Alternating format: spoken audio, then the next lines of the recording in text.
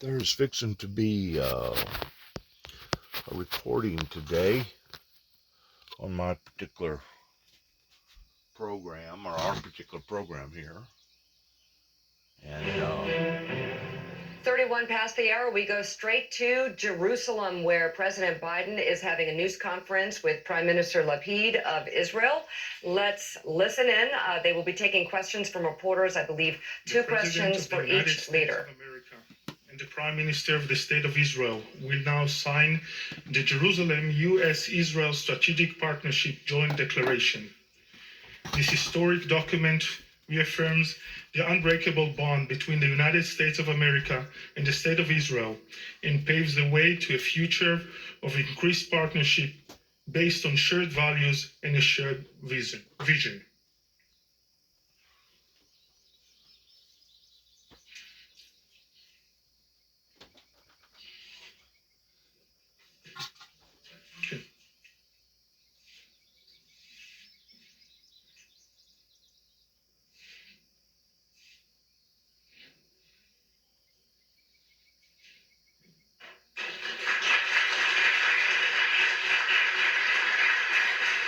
All right, what we're seeing here, of course, is the two leaders. They were expected to sign this joint declaration emphasizing military cooperation as well as their commitment to preventing Iran from obtaining nukes and strengthening the ties between the two countries. Now, the leaders will take questions from reporters. Thank you. Mr. President, in March 1965, on Dr. Martin Luther King's famous march from Selma to Montgomery, walking beside him in the front row was a Jewish rabbi, Rabbi Abraham Joshua Heschel. When he returned home that day, Rabbi Heschel wrote in his diary, "Today I felt my legs were praying." In the state of Israel, Mr. President, our legs pray every single day. Nothing is in our lives is taken for granted. My father was a Jewish child in the Budapest ghetto, hiding from those who tried to kill him. The fact that I am standing here today did not happen by itself. We learned the lesson, Mr. President, at all times. Israel must be strong, free, and safe, with a powerful army that can defend our citizens. Be it Joshua crossing the Jordan River or Dr. King crossing the Alabama River, the principle is the same. If you want your independence, your hands must defend you and your legs must pray for you. You must march fearlessly towards the river. This past year, with Russia's unjustified invasion of Ukraine, with the Iranian nuclear threat becoming more dangerous, and with the threats of terrorism worldwide, we were all reminded of something. In order to protect freedom, sometimes force must be used. Nobody wants that, but neither can we shy away from it. On the side of terror stand people who will not hesitate to exploit any weakness, people who do not play by the rules. Those of us who are fortunate enough to be born free people sometimes do not understand the intensity of the hatred behind the attack on democracy. What did we do to them? What makes them crash planes into skyscrapers in New York and fire rockets at kindergartens in the city of Sderot? The answer is fear. What scares them the most is that their citizens, their people, can see us, can see our quality of life, the dynamism and creativity of our economy, the rights of women and the LGBTQ community, freedom of religion, freedom of speech. Our way of life is what threatens them. It's what makes the Iranian regime develop its nuclear program. Hezbollah aim its missiles at us, and terrorist organizations worldwide send suicide bombers They want to destroy the only Jewish state in the world. We will never let that happen. Words will not stop them, Mr. President. Diplomacy will not stop them. The only thing that will stop Iran is knowing that if they continue to develop their nuclear program, the free world will use force. The only way to stop them is to put a credible military threat on the table. You have said many times, Mr. President, that big countries do not bluff. I completely agree. It should not be a bluff, but the real thing. The Iranian regime must know that if they continue to deceive the world, they will pay a heavy price. Here in the Middle East, we have an alternative now. It is growing and gaining power. We are creating an alliance of moderate countries that believe in peace, that believe that our children deserve the opportunity to live a better life. From here, from Jerusalem, the eternal capital of the state of Israel, you will travel to Saudi Arabia. Your visit to Saudi Arabia is important for Israel and for the entire region, for our security and for the future and prosperity of the Middle East. We send with you to all the nations of the region, including, of course, the Palestinians, a message of peace. Israel wants peace and believes in peace. We will never yield an inch of our security. We are obligated to be cautious at every step, but to any country, any nation that wants peace and normalization with us, we say, Ahlan wa sahlan, shalom, welcome. Mr. President, you will meet with the leaders of Saudi Arabia, Qatar, Kuwait, Oman, and Iraq. I would like you to pass them all a message from us. Our hand is outstretched for peace. We are ready to share our technology and experience, ready for our people to meet and learn about one another, ready for our scientists to collaborate and our businesses to cooperate. The book of Psalms says all of this in one verse. Chapter 29 reads, Hashem oz la'amo yiten, Hashem yevarech et amo b'shalom. The Lord will give strength to his people. The Lord will bless his people with peace. If we are strong, if we are determined, if the world understands that we will not hesitate to defend ourselves and our values, peace can come. Mr. President, our relationship runs deep. It crosses party lines. It connects not only our governments, but also our peoples. This friendship is one of the cornerstones of Israel's national security. It is moving, and it is certainly not taken for granted. Throughout all your years in public service, you were one of the chief architects of this relationship. For that, you have the everlasting gratitude of the people of Zion. Thank you, Mr. President. Thank you very much. One statement. I'm honored to be back here in the capital of Israel. As I said yesterday, I've met with every prime minister since Golda Meir. It was a pleasure to be able to spend some time with you today and to get to know you better. Mr. Prime Minister, a deep love and respect for Israel has only taken a deeper hold of my heart and my gut since I first visited here back in 1973 as a young senator. I'm returning for my 10th visit as president, this time as president of the United States. But I've never forgotten what Prime Minister Meir told me when I was a brand new junior senator from the state of Delaware.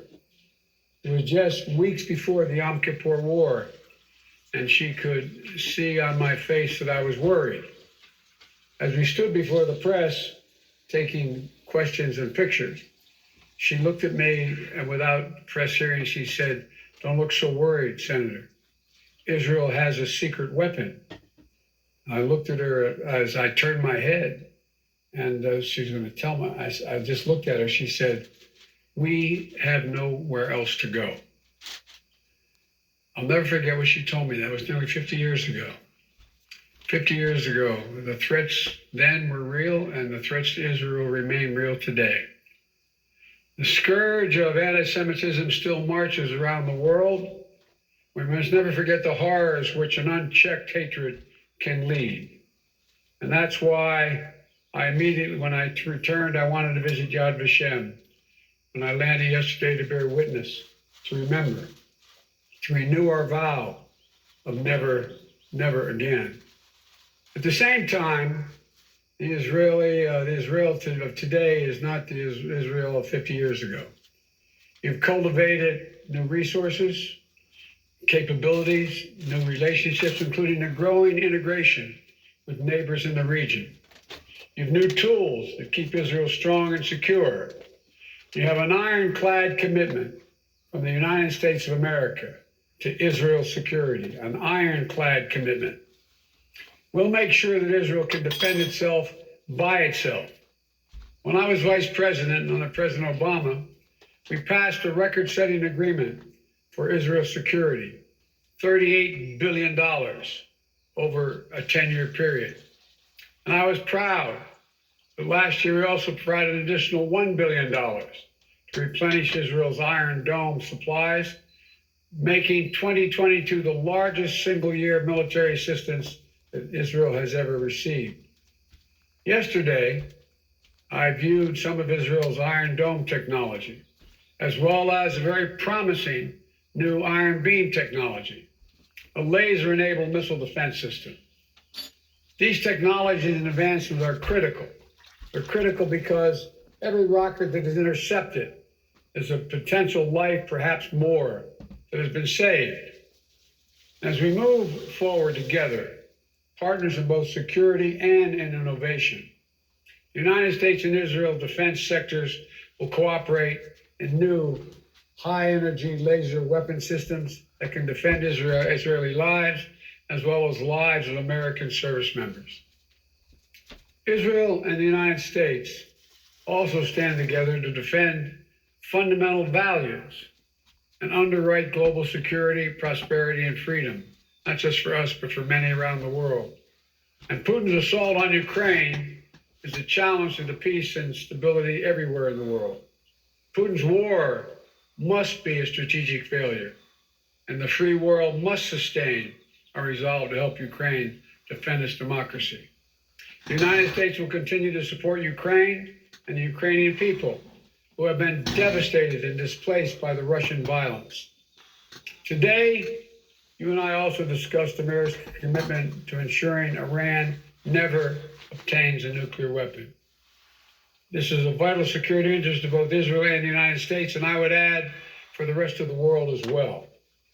I continue to believe that diplomacy is the best way to achieve this outcome, and will continue to work with Israel to counter other threats from Iran throughout the region, including support for terrorism, the ballistic missile program that continues, and the proliferation of weapons to terrorists and proxies like Hezbollah.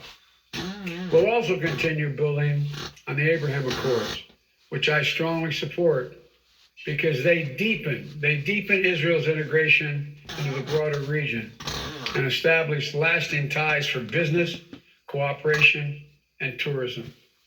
We've just completed the first leaders summit among Israel, India, and the United States and the United Arab Emirates to deepen the economic ties between the Middle East and the Indo-Pacific, to create new partnerships, to tackle global challenges like food insecurity and clean energy technology. Regional integration is also the goal of the historic Negev Forum, which took place here in Israel this past March. Israel's integration in the region, Israel's peace with its neighbors, these are essential goals. Tomorrow, I'll be the first American president to fly from Israel directly to Jeddah, Saudi Arabia. That represents important progress.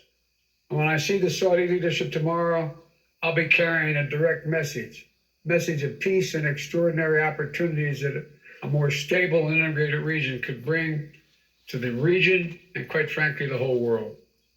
As we work together toward greater integration, we'll also continue to work toward a lasting negotiated peace between the State of Israel and the Palestinian people. Israel must remain an independent, democratic Jewish state, the ultimate guarantee and guarantor of security of the Jewish people, not only in Israel, but the entire world. I believe that to my core. And the best way to achieve that remains a two-state solution for two people, both of whom have deep and ancient roots in this land, living side by side in peace and security. Both states fully respecting the equal rights of their citizens, both people enjoying equal measures of freedom. And any more that takes us further from that outcome, I believe anything is detrimental to the long-term security of Israel. Prime Minister Lapid, Israel and the United States are natural partners because we share the same values. Our people share the same innovative spirit, the same determination to preserve and persevere through every single challenge. That's why we're launching a new high-level strategic dialogue on technology that's going to help Israel and the United States harness critical and emerging technologies and apply them to issues that matter most to our mutual futures. So thank you, Mr. President, for welcoming me back, for fostering the enduring bonds and continuing them that link the people of Israel and the United States. That's what this is about. Affirming those ties that stretch back to just 11 minutes after Israel declared statehood, when the United States became the first country in the world to recognize Israel. And I assure you, we'll be the last country in the world ever to walk away from Israel. Ties that have grown deeper and broader with each passing year and now encompass a 21st century partnership, one grounded on ageless values and looking squarely at the future. We're here to stay, Mr. President, Mr. Prime Minister. Like it or not, we're with you. There's no way out. I want to thank you very, very much for your hospitality. And I mean from the bottom of my heart that your security, the security is going to determine the security of Jewish people around the world for the rest of the world. It's critical. And we're in it with you. Thank you. Thank you very much, Mr. President. And before we move on to the question, there is a technical change on the stage.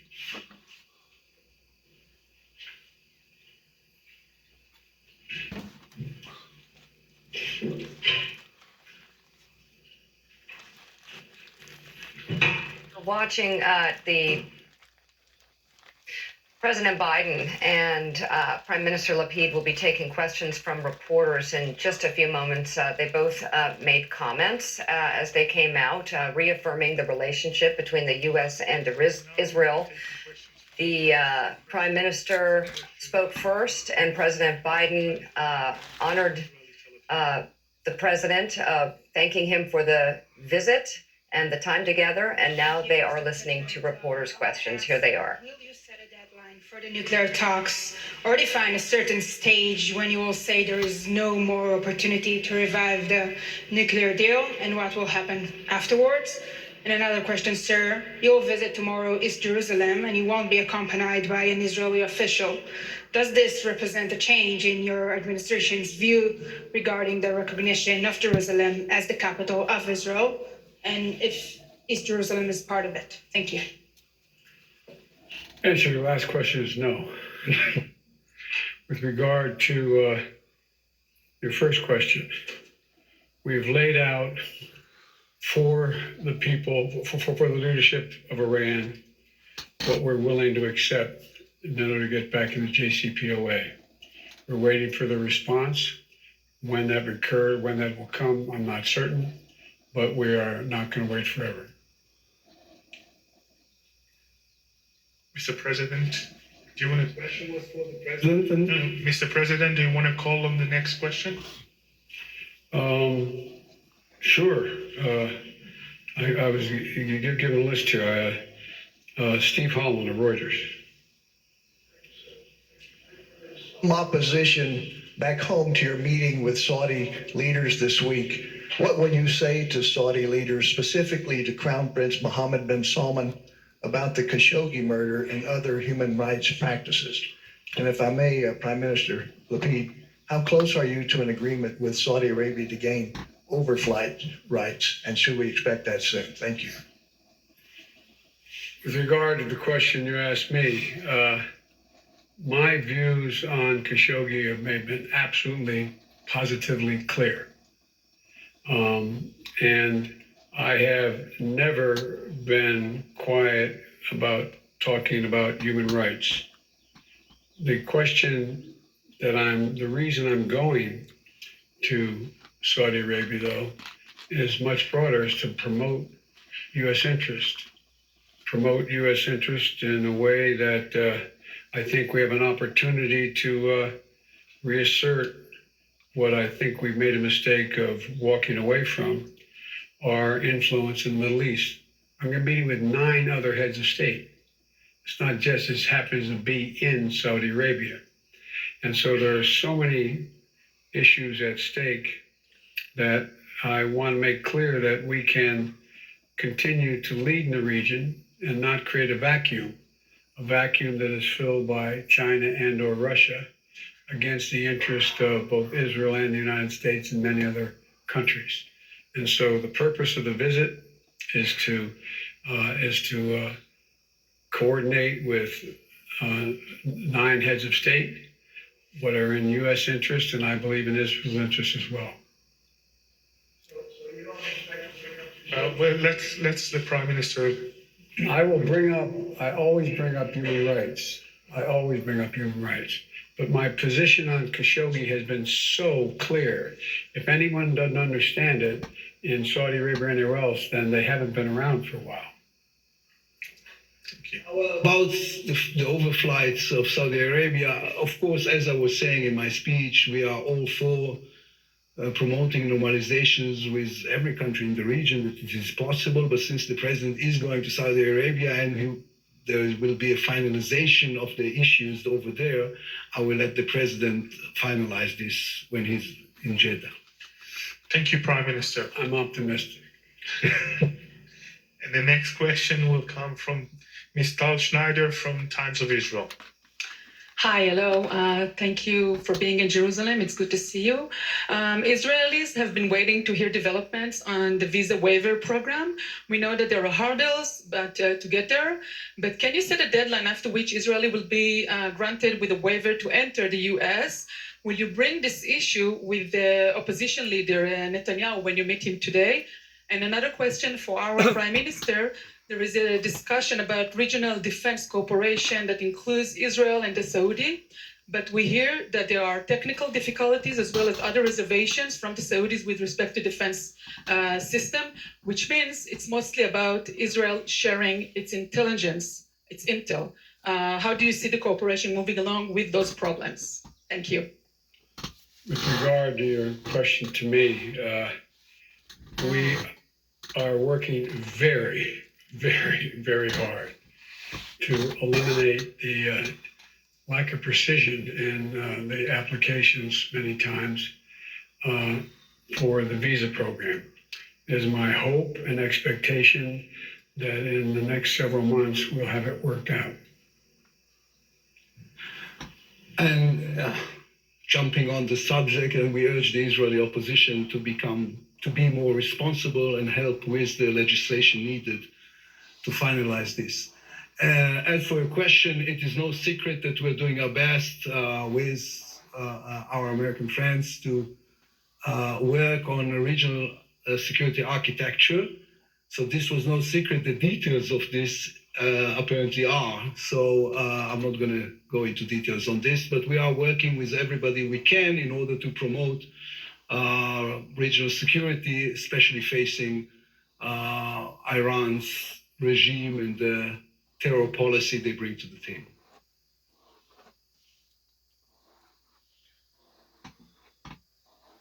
us a question, I guess, is Nadia. Thank you, Mr. President. Nadia Bilbesi of Al Arabiya Television. Allow me to press you a little bit on Iran, if I may.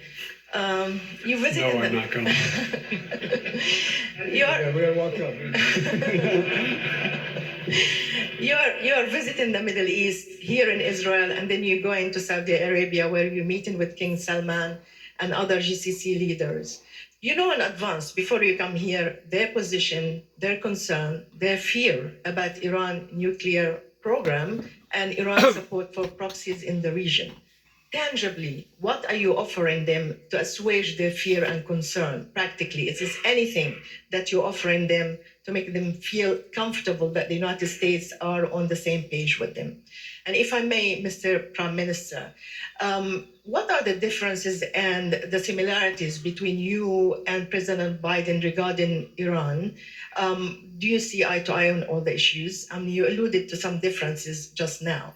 And if I may, I wanted you to confirm to us today your position in supporting the two-state solution as a caretaker prime minister, and if should you be elected as the next prime minister of Israel. Thank you so much.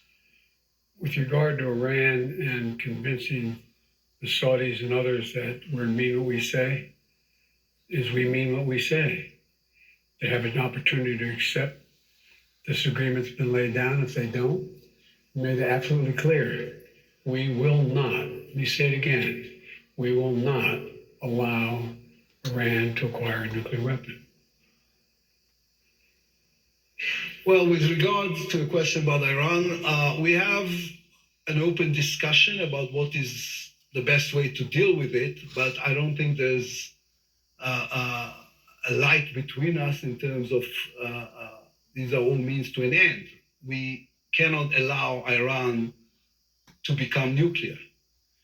Israel serves the rights to act freely on the subject, but we are, of course, discussing everything with our greatest ally, which is the United States.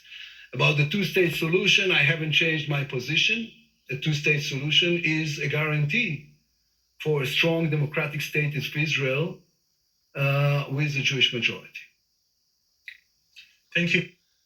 I want to weigh in on what they just said. First of all, I don't agree with the Prime Minister in what he was discussing in his little speech pertaining to Jerusalem being a great supporter of the LGBT community over in that area. To me, I cannot even begin to imagine that the Jews, being God's chosen people originally from the beginning over in that sector of being blessed, I just can't even begin to fathom why that a group of people would even begin to imagine that that type of lifestyle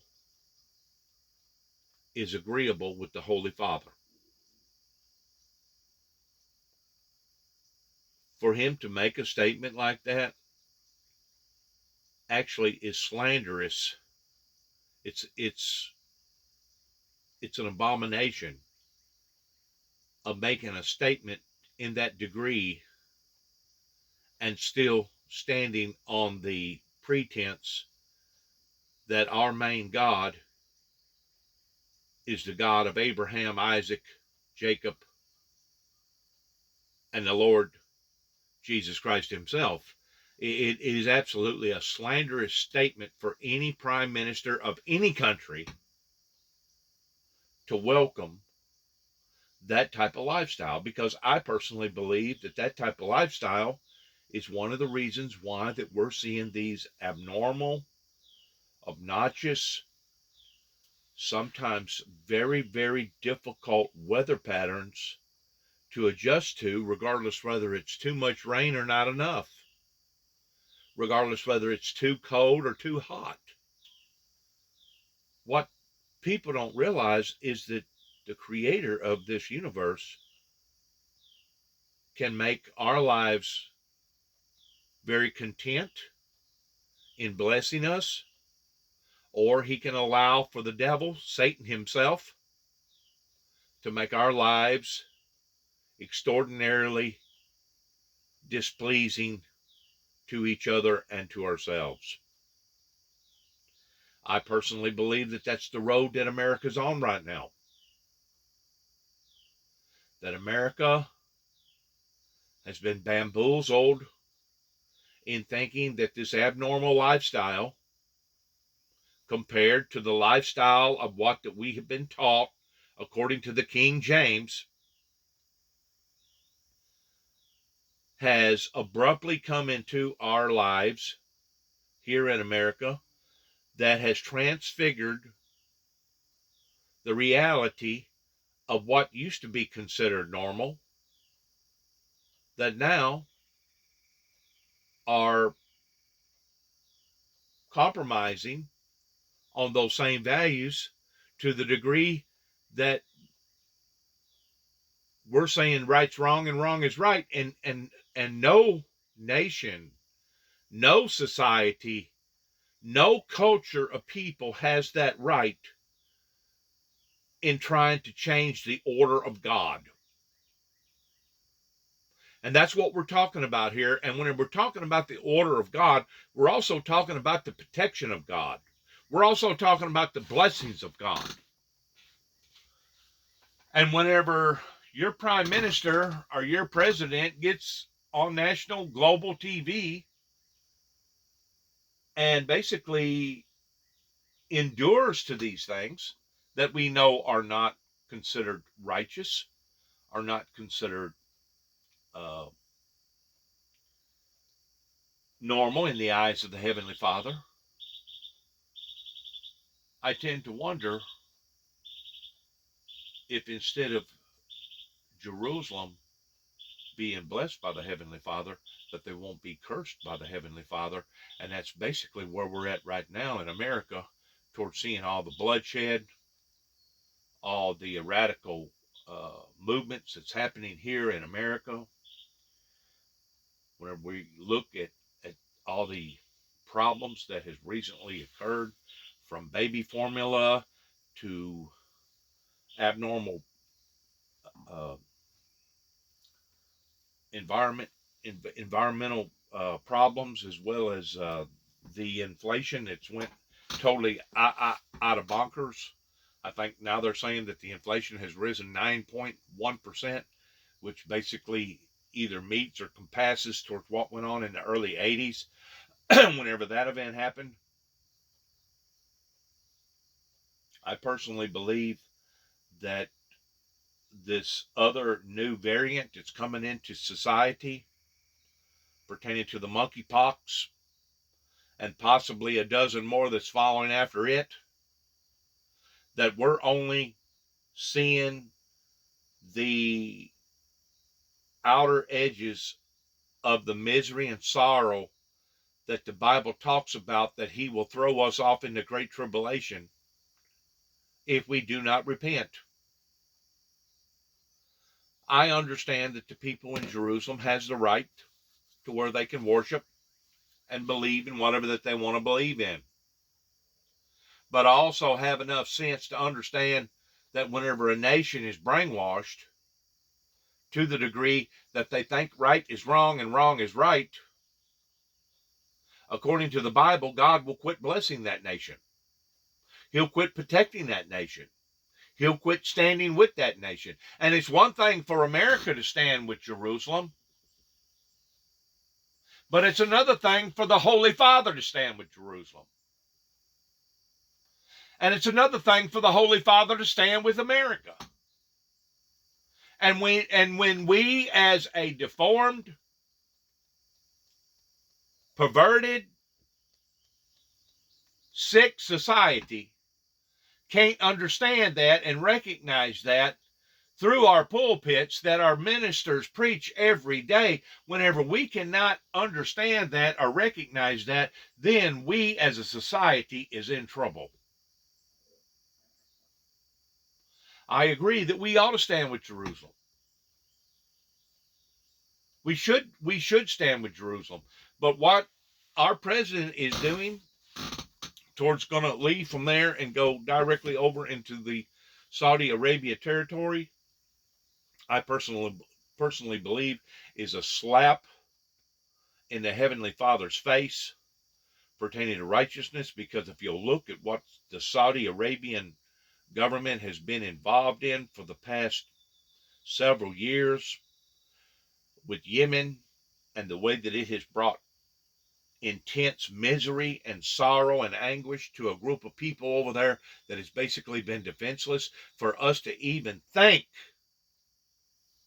about buddying up with such of a demonic, cruel, indifferent society that, yes, should be not only categorized as being a piranha, but should be treated as a piranha, because they, to this day, still do not give women no form or fashion equal rights. Now, they may act like they do towards giving some of them the right to drive, or lowering their veils a little bit, but whenever it comes to their humanitarian rights, they're just as far to the left today as what they was 100 years ago. And they don't plan on changing that. Now, they may give the image that they've changed that, but deep down inside, I guarantee you, those group of men that have been in power are planning on remaining in power, and ain't no woman, ain't no Jezebel, ain't no whore going to change their deception of that.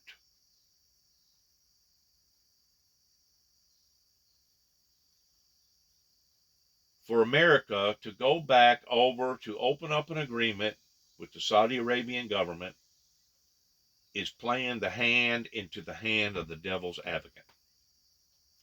And you have to start asking yourself the question, which is worse?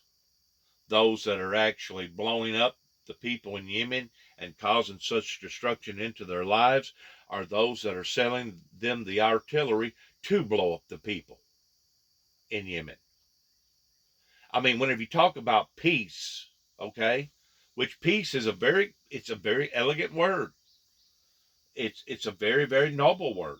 Peace is something that I think deep down inside, unless you just are an absolute cold-blooded heathen, peace is something that I think everybody would love to endure, if not in this lifetime, in the lifetime to come, by knowing that you're going to be able to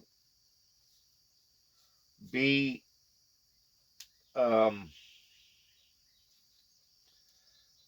be at peace with yourself and be at peace with your maker for the rest of your remaining life, not only here upon this planet, but in the life to come. I think that just about everybody has that desire in some form or fashion toward wanting peace. But what by and large, what people don't understand is that there are certain requirements that come with that. There are certain requirements in order to establish peace one must participate in if the blessings of God is going to be upon to that person's life, or that community, or that nation. Right now, we have suffered tremendously with all this gun violence here in America. And to be quite honest with you, just to even reverence the word peace is almost slanderous in the eyes of God at this point in time in 2022. Especially compared with the conditions that's been going on here in America, that has only intensified just within the past 3 or 4 years. It has really gotten out of hand. And to be quite honest with you, I think it's going to continue to go out of hand. I think that until we see a true revival, a Holy Ghost, true, authentic awakening, the American lives over here are going to be torn and displaced, and we're going to see more problems and more diseases, more flooding, more fires. We're going to see more outlandish weather events pertaining to the great sorrows. And I understand that this probably isn't what people want to hear. I understand that. But me as an advisor, me as a spiritual leader, me as a messenger, me as a subservient unto the true, holy, righteous God, I feel like that I am committed of telling the truth, nothing but the truth, the whole truth, so help me God.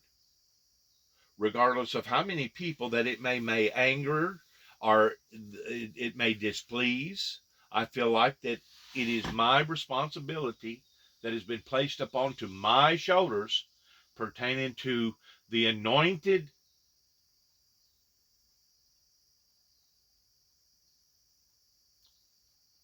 power of God that anointed me to be able to still live and talk and walk and be among man, that I feel like that it's my responsibility to tell the people in what I think.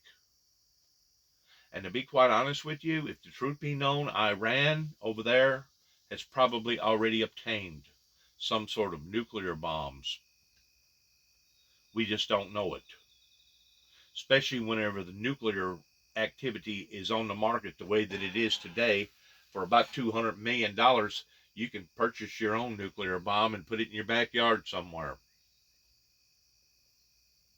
Whenever you have displacencies in the world that's going on right now that has been elevated, accelerated because of COVID, and you're seeing all these problems that's being generated because of the war in Ukraine with Russia, and the problems towards looking at the agriculture communities being suffering right now in various places, you have to recognize that we're still going in the wrong direction, not only as Americans, but as people over in the Middle East towards going in a direction in peace.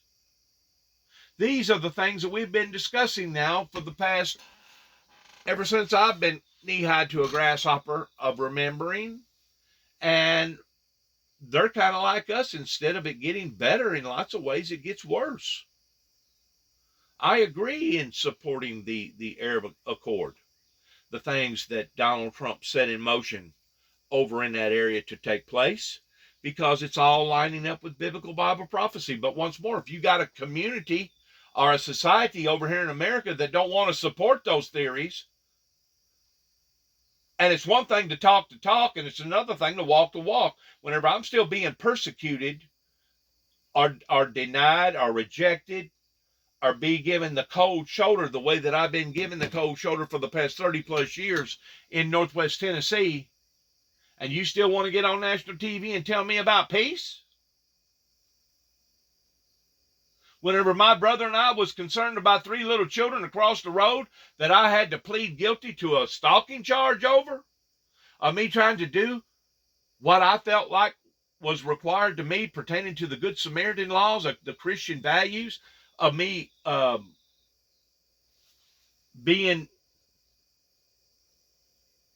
an observer of what was happening across the road, and then to think that the courts have done what they have done towards attacking us rather than supporting us over here at 291 Thompson Road, Sharon, Tennessee, zip code 38255. It's a joke. It turns into a joke in the eyes of people such as myself. Those that has been frustrated and persecuted and dehumanized and demonized by their own fellow Christian men and women here in this area. It turns into a joke whenever you get up on national TV and you're even promoting the word peace. I mean, what did Christ say about the blind leading the blind? If the blind lead the blind, the both shall leadeth off into the ditch. America has been trying to pull the wool over, I guess, probably 50% of the nations in the world, in thinking that we're such of a righteous, holy, wonderful, godly nation. I got news for the people here in America. You have failed, you have missed the mark whenever it comes to your actions towards what you're actually living and breathing and breeding and being by. It's one thing to talk. Oh, I believe in God. I believe in Jesus. Oh, I believe. Well, the Bible says that even Lucifer, the Luciferian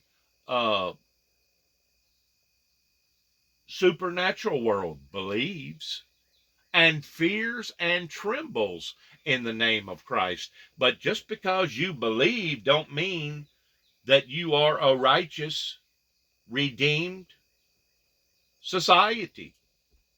You have to live it. And America has not been doing that for the past 30 plus years. And that's one of the reasons why that we're seeing all the troubles that we're seeing pertaining to abortion issues, from trillions of dollars in debt, going to war with a nation, obviously, that wasn't ready to conform, pertaining to the Afghanistan people. Whenever you get to looking at other factors that we have been dealing with pertaining to gun violence and the extreme illegal immigrants coming to America, regardless whether it was on one side or the other, whenever you get to looking at the failure of our crops and the devastation of Mother Nature, and you combine all this into a into an assortment towards looking at everything, I think you pretty well follow what I'm trying to say here. Yes, I love the ideal of peace. And Christ said that he would give his people a peace that the world cannot even understand. And I guarantee you, I would not be able to put my head down on my pillow every night and lie and sleep without having to have some sort of chemicals to seduce me into sleeping if I wasn't at peace within my Lord and my Savior and myself. So that peace is and always has been an obtainable peace, even though I've been persecuted and denied and rejected and basically treated as a heretic or a lunatic, or possibly maybe even worse, towards being a homegrown terrorist to my own people. I have went through some very, very serious emotional things in my life, not counting the physical part pertaining to the injuries that I've had. And to think that I still have enough sense to watch this and make these type of videos in regards to all of this, I feel like it's a total miracle. It's a total miracle that I still have my right mind. It's a total miracle that I still have the strength to get out and walk without having to use a walker or a crutch or a cane because of all the injuries that I've had. It's a miracle that I sustained those things that I went through, because without the hand of the Holy Father, I wouldn't have been able to have went through them. And even to this day, do I get any type of confirmation in regards towards how I've been neglected or rejected or treated or all the above? Not that I'm aware of. If they're doing it, they must be doing it in secrecy. Because I haven't gotten no mail, either through the mailbox or even my email. I haven't been receiving telephone calls. I haven't heard people knocking on my door towards wanting to ask and declare the next move. It's as if the things that God has placed in my heart and the things that I have been through does not matter. And I say that respectfully because I know there's a lot of people in this neighborhood that does care about other people other than themselves. But once more, it has not been tangible with me towards seeing them reach out this way, because it has grown cold dormant ever since my brother died in 2017. Basically, there was a little bit of action out here pertaining to people still snarling up and acting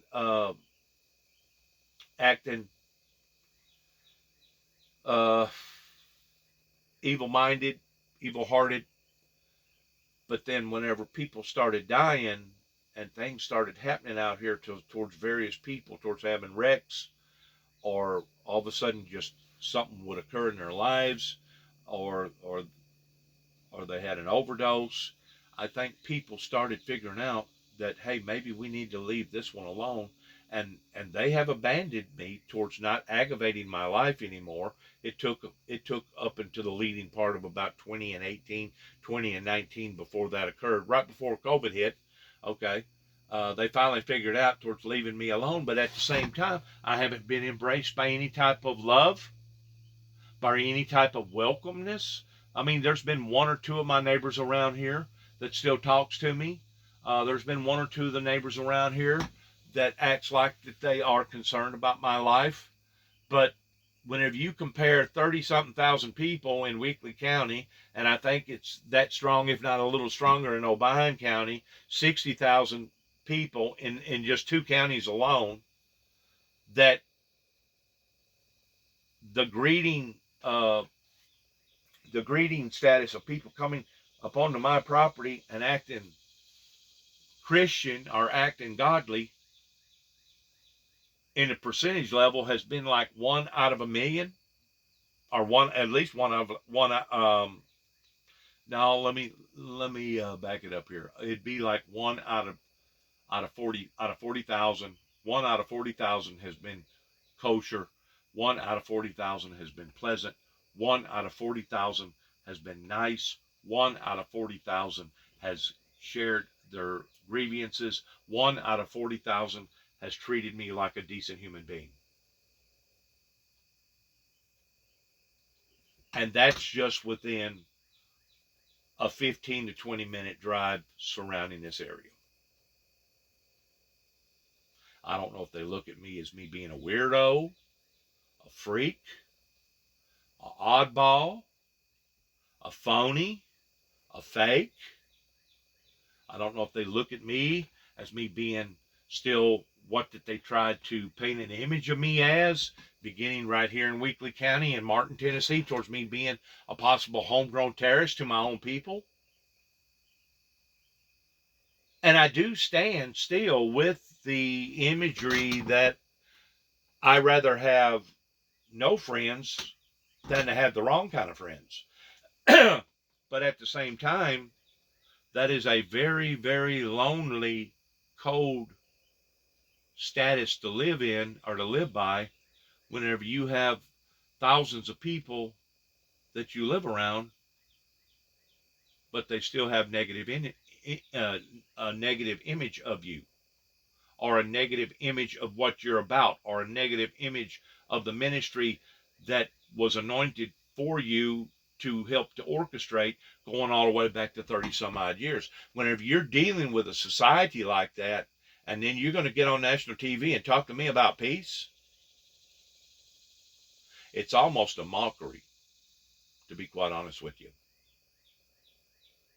It's almost a mockery, and it begins with the churches, not the politicians, but it begins with the realness of the church world right here in the good old USA. Thank you very much. This concludes the signing ceremony and the press conference. Please remain seated until the leaders have left the room. Thank you all so much. This concludes sorry. All right, you've been watching a bilateral news conference with President Biden and Israeli Prime Minister Lapid. A lot of ground to cover. Prime Minister Lapid came out really strongly, not mincing words on Iran, calling on the U.S. for help in dealing with the Iran nuclear threat. And President Biden really focused on the relationship between the two countries, announcing some joint partnerships and the fact that they have fundamental values to protect. But he also laid down two facts, two clear efforts on the part of the U.S. that Putin's war in Ukraine must be a strategic failure. And he also reaffirmed the commitment to Ukraine, along with the fact that Iran should never have nukes. He reaffirmed that commitment to that and that agreement with Israel on that issue. This news conference ending with a lot of questions on his next trip to Saudi Arabia. And I want to bring the Washington Post, David Ignatius, back into the conversation. Also, we have with us author and MSNBC political analyst Peter Barnard. He's the editor-at-large of the publication Jewish Currents. We'll get to Peter in just a moment. But one of the questions pertaining to the trip to Saudi Arabia, David, did bring up your colleague's name, Jamal Khashoggi. And President Biden seemed pretty blunt and pretty firm on both issues, on Khashoggi and also on Iran. So, Mika, President Biden... Before he says anything, David there, I want to intervene by saying, you know, it's one thing to make those remarks about the Washington journalist, and it's another thing just to totally ignore the damage and the destruction that occurred during 9/11, that we know for a fact was initiated over in Saudi Arabia. Now, to get various politicians to agree with that, or to make that announcement, would probably be on the same level of telling the world that, yes, there was a cover-up pertaining to the Oklahoma bombing, and yes, there was more involved other than a Ryder truck and 3,000 pounds of ammonium nitrate and possibly three individuals. To get various politicians to acknowledge that and openly say that would be tied in to how that the Davidians down in Mount Carmel by Waco, Texas, got bamboozled by the ATF towards entrapping them by selling them high magazine military style weaponry that basically backfired on them. To get politicians to admit to that openly is probably the next thing to wishing for the moon to turn to cheese, because we have this pride thing, and we have this disposition about ourselves to where whenever it comes to the cliche that a good person can make a mistake, but it takes a better one to admit to their mistake, that's basically all it is. It's only a cliche here in America, because the vast majority of the people that I know of talk the talk, but aren't willing to walk the walk. And if they was willing to walk the walk, I do believe that we would see different results out of our leadership qualities here, not only in Northwest Tennessee, but throughout our great nation. Throughout one of the greatest nations that our ancestors sacrificed for, to make sure that we was a predominant, qualified, civilized society to lead the rest of the world in the free world. But whenever you have a society that has bittered up the way that this society has bittered up, and of course whenever you have the Luciferian environment that has basically inundated our TV networks on almost every Hollywood show pertaining to sorcery and paranormal behavior, that has only intensified the movement through the occultists or the occult of the Wiccans and other known entities here in America that is nothing more than a bunch of devil worshippers. Whenever you have this going on, it's actually contradicting to what you're actually talking about.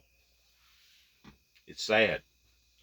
Right now, we are in one of the most dangerous, saddest states looking at the history of America, because it had reached the level of degree that I'm thinking to myself that I could wake up in the morning and see where every major institution, banking institution here in America has failed.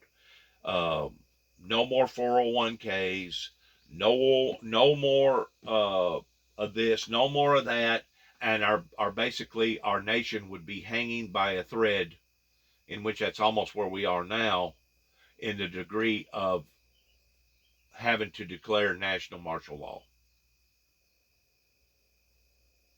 National martial law, which I don't even think, after some of the documents that I've read, I don't even think is even legal, and has not ever been performed other than one time, and that was actually during the Civil War of President Lincoln. I guess under the Patriot Act, you can do away with all them common denominators in what we're supposed to be doing and what's considered normal or abnormal. And once we reach a status under the Patriot Act, then we go over into a brand new field of laws and bylaws and what we can expect from our government. Repeated, he pretty much said everybody knows my position on Jamal Khashoggi. Right. He has been public in condemning that murder. He said that Mohammed bin Salman would be a pariah, that Saudi Arabia would be a pariah until it took responsibility. He implied that he would repeat those views when he meets with the Saudi leaders, but wasn't specific. I didn't hear anything new. I think the essential takeaway is that, yes, we know that those are his views, but he's going to see Mohammed bin Salman anyway, because he thinks it's important for U.S. security interests, and I think that's the takeaway. I don't hear anything new or firm to seek accountability while he's in the kingdom. We'll see what's said in private. On Iran, I think the president made a strong set of statements. He said about the negotiations to revive the 2015 nuclear agreement, we're not going to wait forever.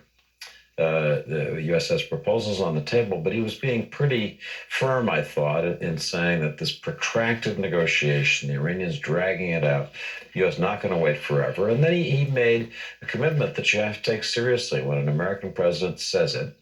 We will not allow Iran to obtain nuclear weapons. That leaves open all the possible ways we would prevent that. But when a president says, we will not allow something to happen, that's a major commitment. I thought finally it was interesting that the president pressed the issue of Ukraine. It's absolutely at the center of U.S.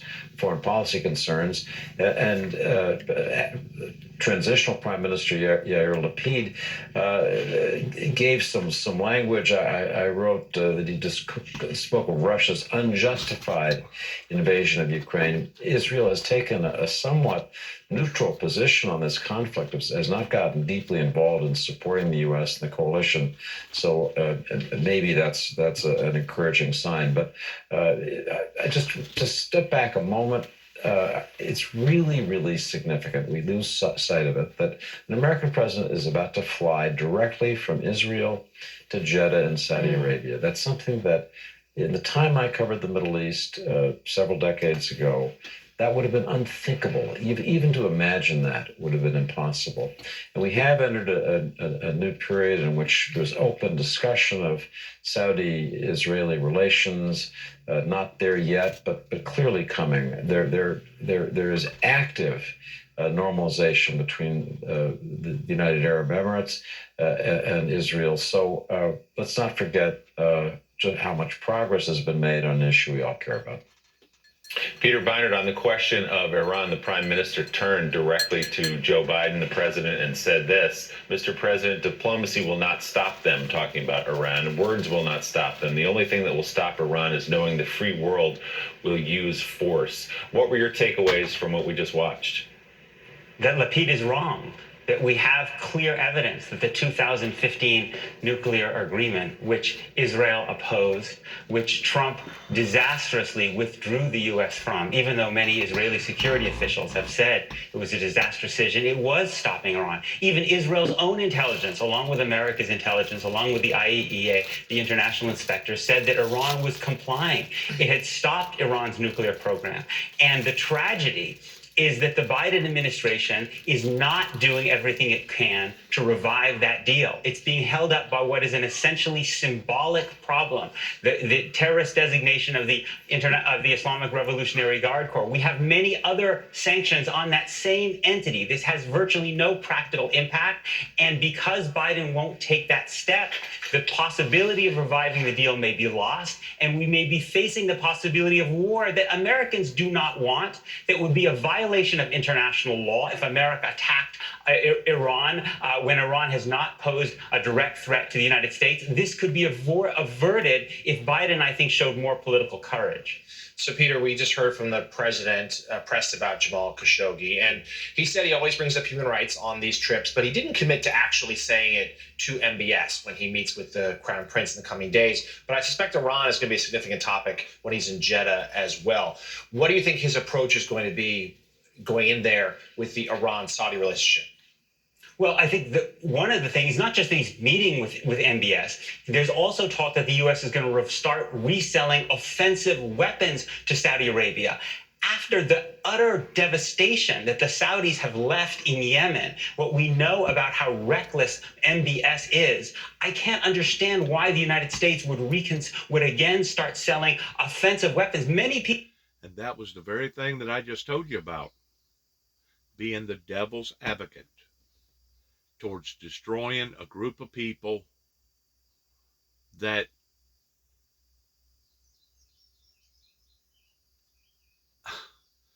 I mean, whenever you compare peaches to oranges pertaining to the people in Ukraine towards them being defenseless and the Yemenis, I mean, there ain't really a whole lot of difference there, I don't think.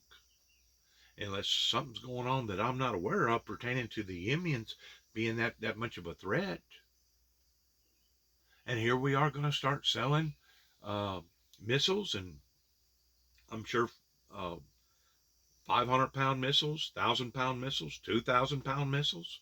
I mean, the bigger the missile, the more damage that it leaves behind, the more devastation that it leaves behind. One thing that has impressed me about America, even throughout other wars that we've engaged in, is that we have always tried to be devoted in minimizing as much collateral damage as possible. Whenever you're bombing schools, weddings, whenever you're bombing funerals, whenever you're bombing hospitals, that individual right there, as far as I'm concerned, should be looked upon into the eyes of the world the same as President Putin is right now by attacking the Ukrainians in an unjustifiable way, because whenever it comes to ethnic cleansing, that's exactly what Putin has been doing to the Ukrainians. He has been bombing parks. He's been bombing fraternity wards. He's been bombing hospitals. He's been bombing schools. He's been bombing any and everything that he could get his hands on as far as ethnic cleansing. And to think that America supports this or is willing to sell arms to a group of people that is basically doing the same thing. Talk about the pot calling the kettle black here. Oh my God. It really don't get no worser than this whenever it comes to human rights interest. But yet now we'll call the Saudi Arabians a pariah. But then we'll turn around and sell them arms. So does that make any sense towards being the devil's advocate? Does those people over in Yemen, does them people's lives not matter? Are they just there to be tortured, basically? It's some of the most sickening things that I think the United States policies has ever been engaged in. It's out of hand. And whenever the president of Iran talks about the war of all wars, he's not bluffing neither. He is not bluffing whenever it comes to him talking about the war of all wars. And that's leading to what it talks about in the Bible of the river Euphrates, where the blood will get as deep as a horse's bridle, there towards the end, which once more is just the opposite of peace and utopia. I don't know who this guy's trying to fool pertaining to our United States president in regards towards talking the talk of peace. But if you can't see through these things towards what's happening here and then put Bible prophecy right beside of it and then put the realization towards what's going on in our own personal country as well as the natural catastrophes pertaining to Mother Nature that's only intensifying in one degree or another, if you can't put all these dots together and see this picture, then something is wrong with your reasoning to the degree that maybe you're kind of looking at these things in the wrong perspective. I don't feel like that I am. I don't feel like that I am. Once more, I come back to my home state, to my home county, and within 3 years of me living here, I got caught up in a big hullabaloo up here at the Judicial Justice Center that was dead set towards wanting to put a felony onto my life, even though I didn't deserve that felony.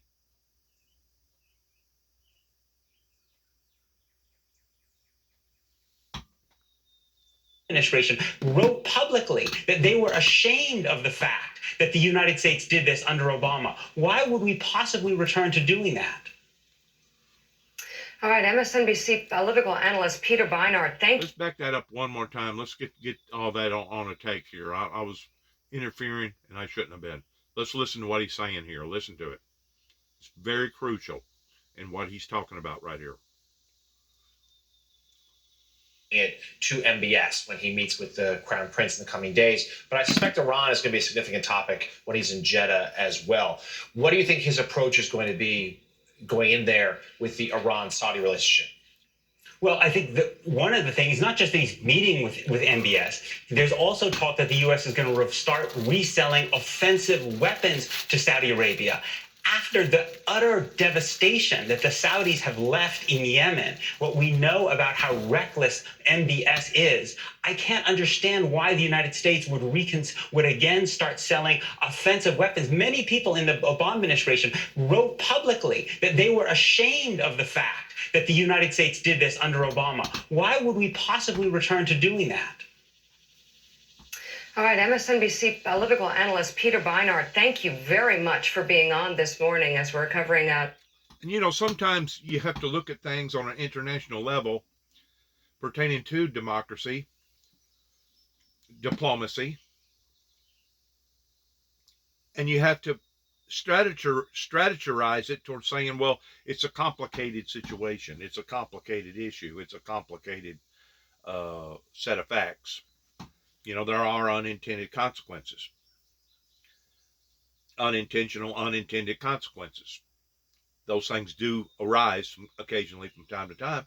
But whenever it's cut and dry, like what this individual just got through talking about, whenever it's that cut and dry, how come America would be willing to crawfish and go back into the same cesspool with the Saudi Arabians, even even let's say even if the journalist didn't get assassinated by the order of the prince, even if the Saudi Arabians didn't be proven of the intentions of 9/11, towards how that they burned the candle on both ends, and how that they have been well known of a terrorist sponsored group of people that want to keep the pot stirring, that want to keep one ethnic group against another ethnic group, and they'll sponsor this group and they'll sponsor that group. Now they'll act like they ain't doing none of that. Oh, they act like they have claimed their plate, and they're giving their women all the rights, and we're all about these humanitarian rights, and et cetera, et cetera, et cetera. But I know that there's certain people other than myself that know the difference. So what this individual just got through saying is based upon the same thing that I was saying a while ago, before we ever got to this, that helps to support the very same thing. There comes a time that you have to draw a line in the sand and say, you know what? This is where we're not going to go. And this is possibly where we are going to go. And this is where we will go if we have to go.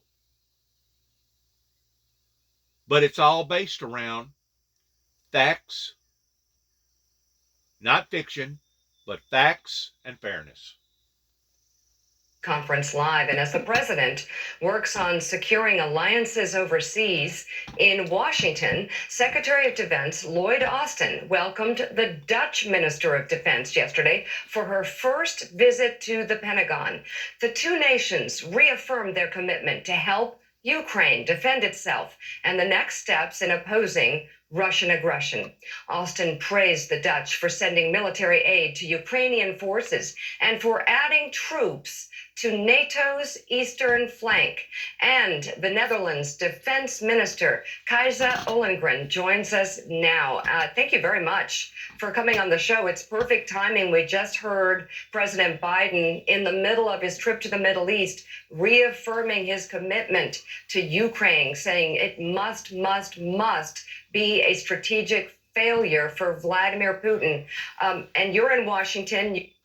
That I do agree with.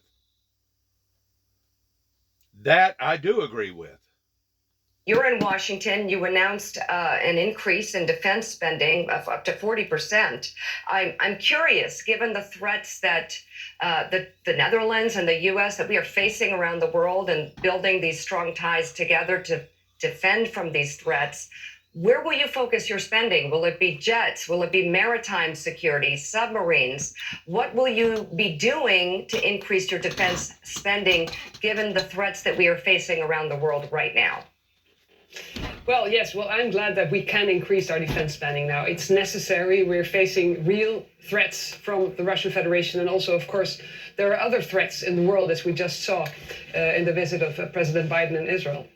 So we are going to increase our spending, first of all, by taking care of our servicemen and women. So we're increasing salaries, and we have to attract more people for our armed services. Secondly, by also investing in new capabilities. And these have to be the capabilities that we need within NATO, within the European Union, and that can also face the threats of the future, which is, of course, cyber threat, space threat. And for that, we also look to the United States, our biggest and most important partner within NATO, and we have a very strong relationship with the United States. And we already have F-35, for instance, fighter jets, very important to us, that we want to equip with long-range missiles. So these things I discussed yesterday with my colleague, Lloyd Austin, and I think we've made good progress. Yeah, and I'm looking at your remarks along with Lloyd Austin, and there was a high priority areas, artillery and coastal defense. Explain the investments there and why they're important. Yes, well, these two issues Secretary Austin mentioned, it's part of what we do to help Ukraine. So we have really also, since the beginning, even before the war started, decided to provide Ukraine with weapons. In the Netherlands, we don't disclose every detail about what we provide them with, But of course, artillery, really high-tech capabilities in the artillery field. We provide them with Panzerhowitzers together with Germany, which is long-range artillery, really important weapons, along with the HIMARS, for instance, that the United States is providing. So we're really coordinating this effort with the United States and with a lot of European countries and other countries to make sure that we do provide Ukraine with what they need, because we have to make sure that Putin's aggression is not rewarded. And that Ukraine can continue to fight them.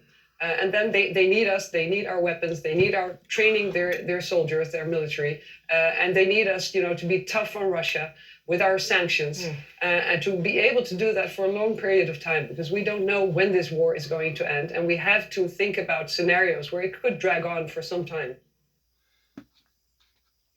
You know what really bothers me about all this, towards all these heads of state coming together and deciphering this and deciphering that and looking at this and looking at that?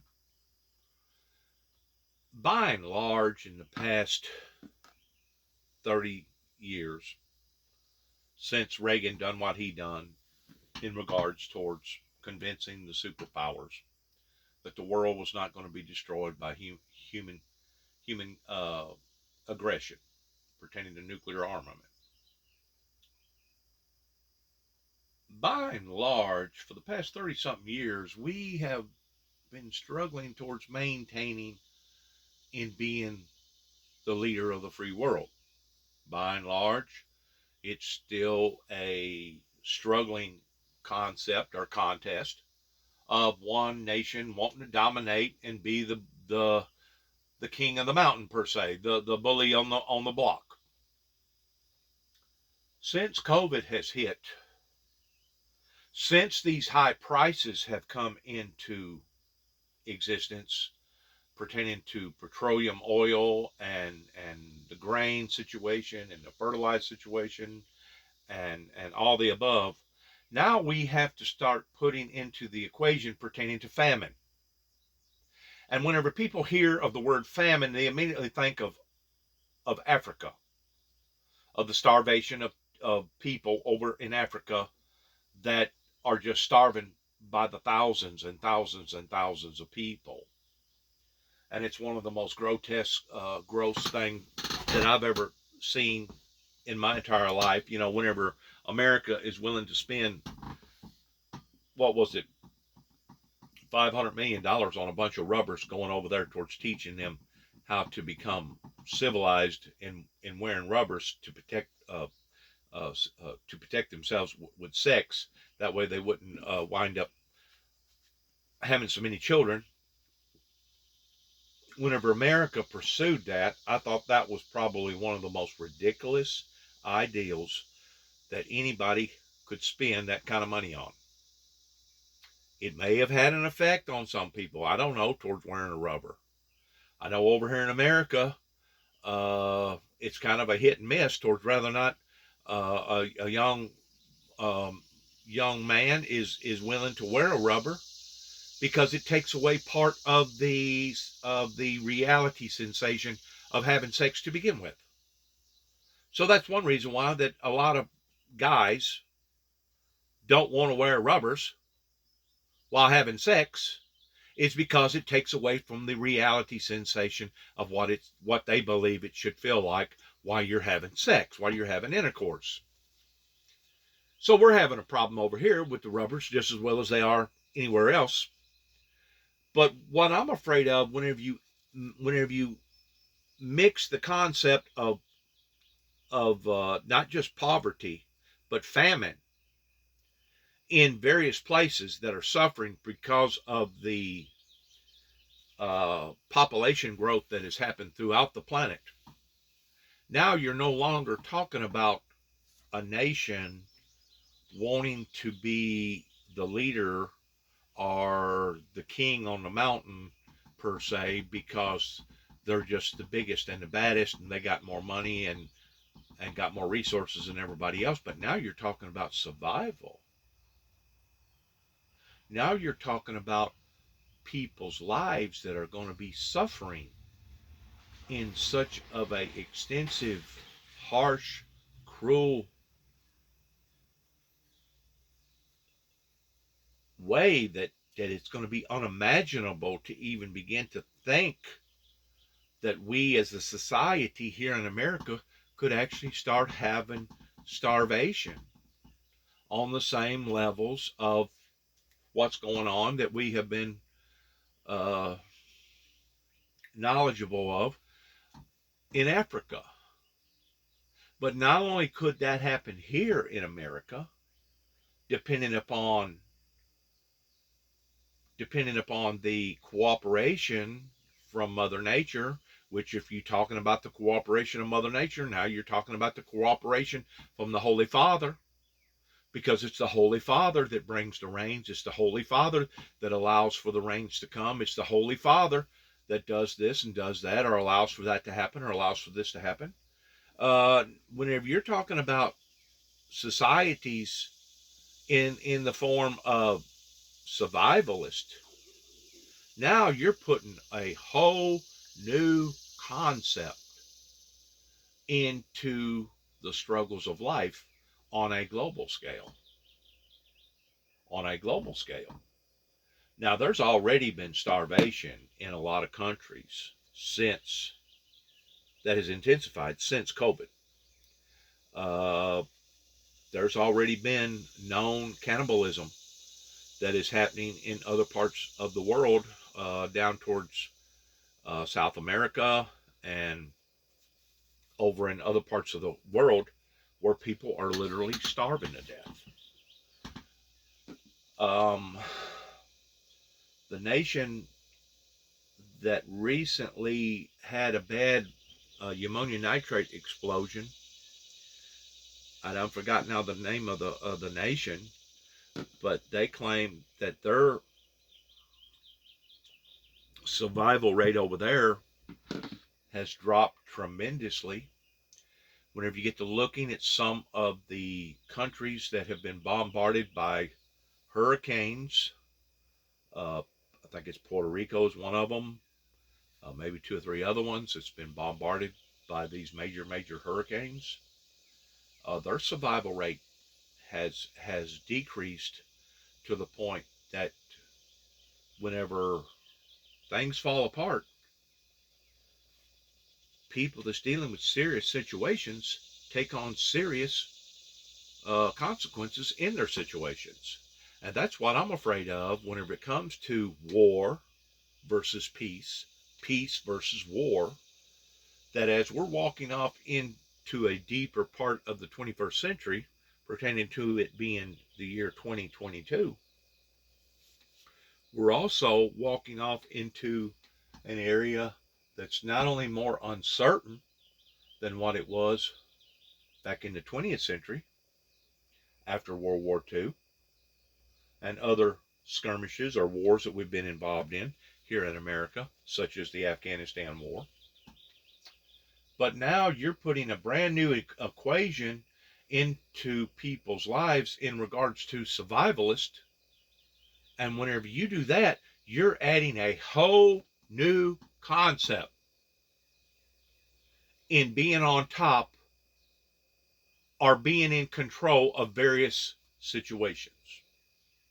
And this is where I think that our leaders are failing us, because they can't see the trees for the forest, and they're still dealing today.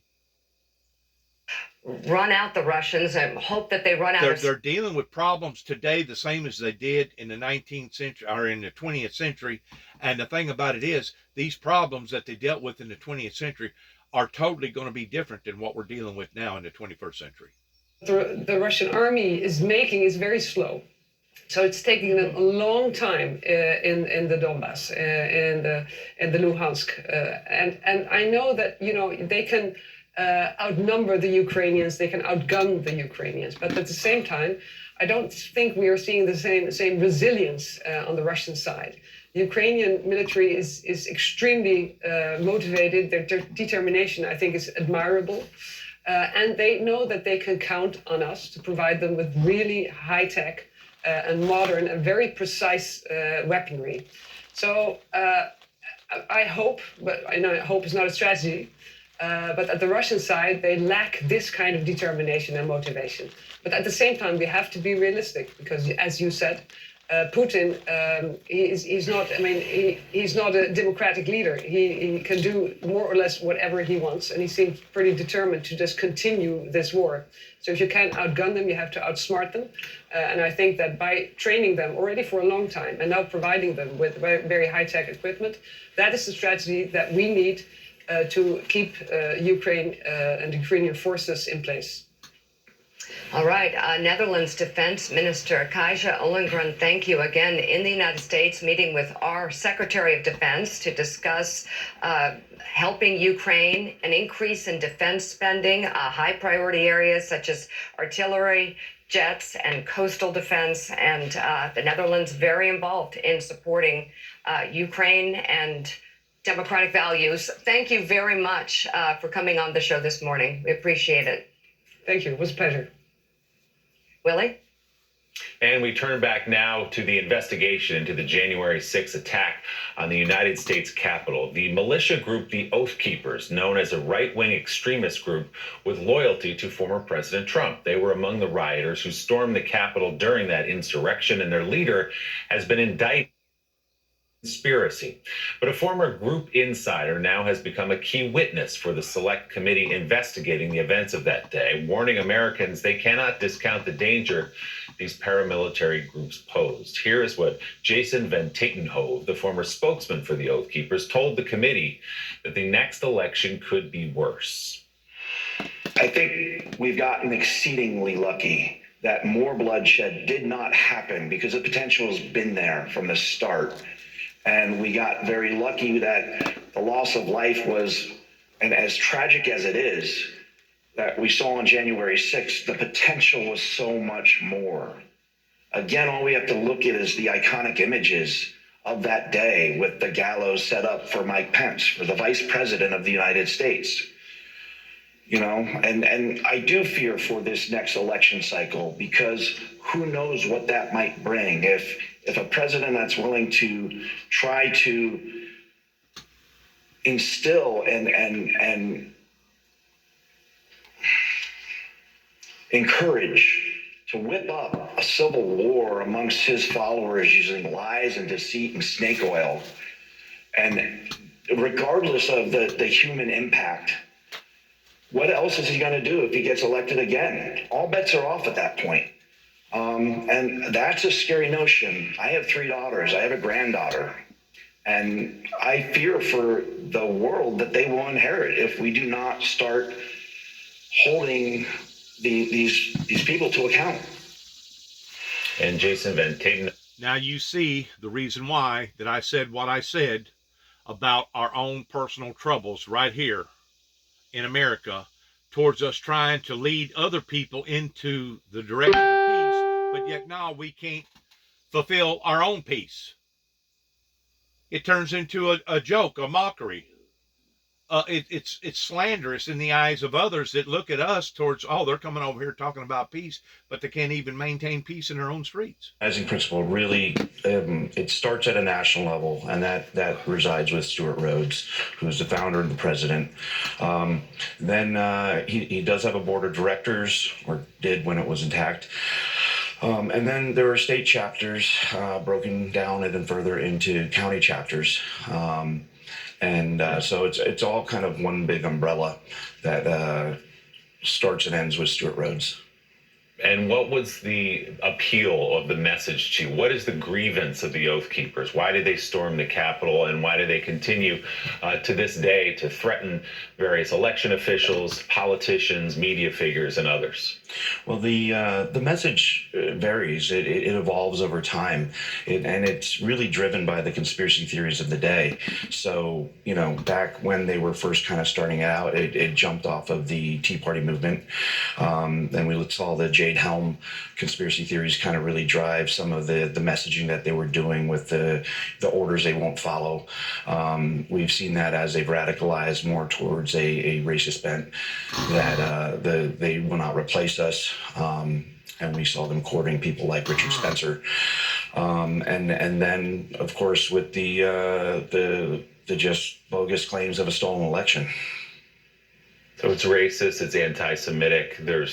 They claim to be anti-tyranny. 1776 is a day that was posted, became a hashtag around January 6th. But what for you back then? What was going on in your life? What was the appeal of the message that you just described? And then what made you leave? Well, I think there's some confusion there. I actually was never a member. I was an employee. Now, that's even worse, in my opinion, because I was, putting out that propaganda. I initially started interacting with the Oath Keepers when Bundy Ranch happened. I was an independent journalist working for some online radio outlets, and I got embedded with Stewart Rhodes during the Bundy Ranch standoff. Then I was invited back. I drove down to Bundy Ranch with Stewart. I was invited back to the Sugar Pine Mine standoff and then the White Hope standoff. And then there was a PR statement put out that included my name because I'd helped them out a bit. So I lost my day job, and Stewart was there with a employment offer as the national media director and one of the associate editors on the website. And it started as more of what he would term an educational outreach. And they really claimed to be not racist in those things, but we saw as he found the membership base could grow and the donations could grow, he more and more courted that alt-right as it kind of came up with Richard Spencer and others, even outright racists. Mm. So it was kind of an evolution, and I walked away because of that radicalization on the racism. I actually had walked into a conversation with some key core members and associates in a public grocery store where we were all living, where they were discussing that the Holocaust had never happened. And I just could not. I went back home to my wife, and my wife's medically disabled. I got 2 kids that are living in the house still, 2 daughters, and then with we didn't know what we were going to do with the loss of the income, but I couldn't abide it at that point. I just put in my resignation. So how did you, you're making a distinction between being a follower of the Oath Keepers, a member of the group, and just an employee of it, but certainly you heard some of the rhetoric and you knew what the members were up to. So how did you rationalize working for that group? Well, again, it radicalized over time. It started off just being kind of very anti-government and then went to the racist side. I've always had a healthy distrust of the government, and so it kind of started there, but as things got more and more racist, I just couldn't do it. So let's talk about the links between the Oath Keepers and organizations like that and former President Trump and the people around him. From what you know from firsthand, and also if you just speak more broadly, because you were, for a time, so intimately involved with the group, what was the appeal there? Was this a natural fit between these radical organizations and the former president? Yeah, it lent an air of legitimacy. They oftentimes were courting local politicians up in the Pacific Northwest. There were examples of that.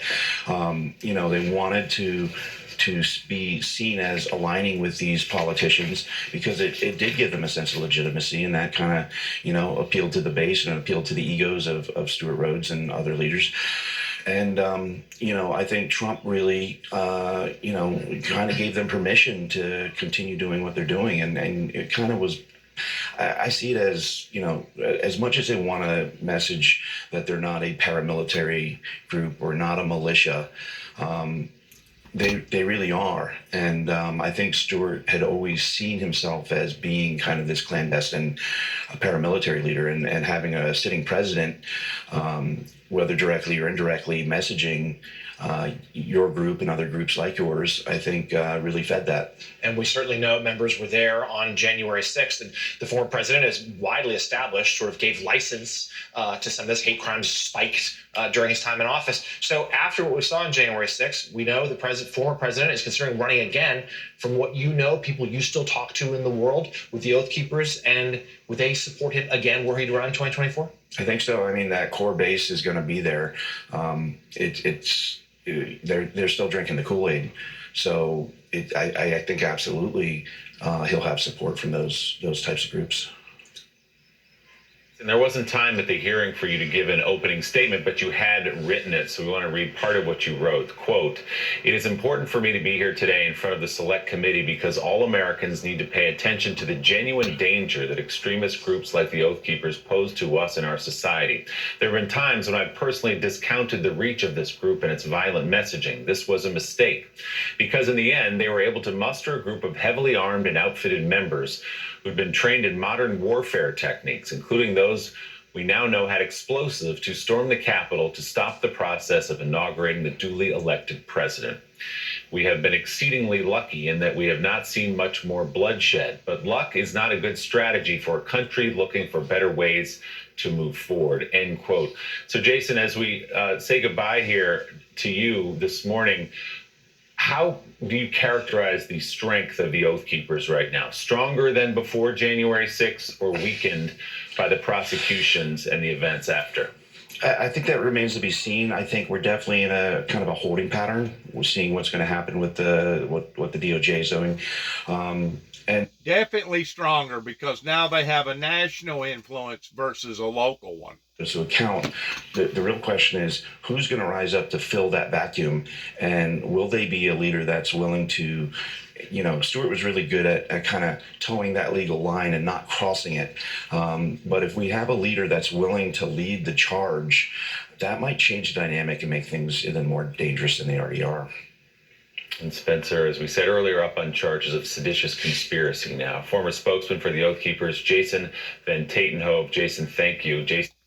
Sedition conspiracy, indicating that you had full 100% intent, if that charge sticks, towards overthrowing the United States government. Whenever it comes to people struggling for power, that's on one level.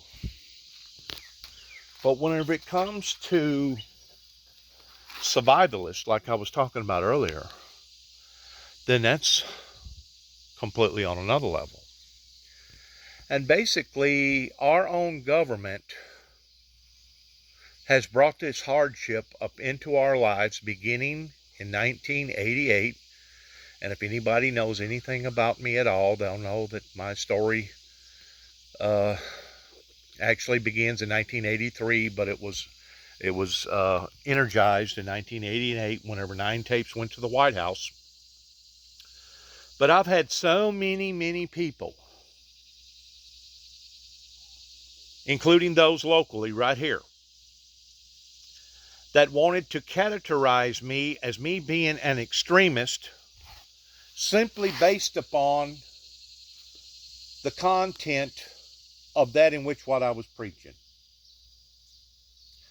First of all, I didn't write the content pertaining to the book of Revelations and end-time biblical Bible prophecies. I realize that whenever people read the end-time events pertaining to biblical Bible prophecies, that it has a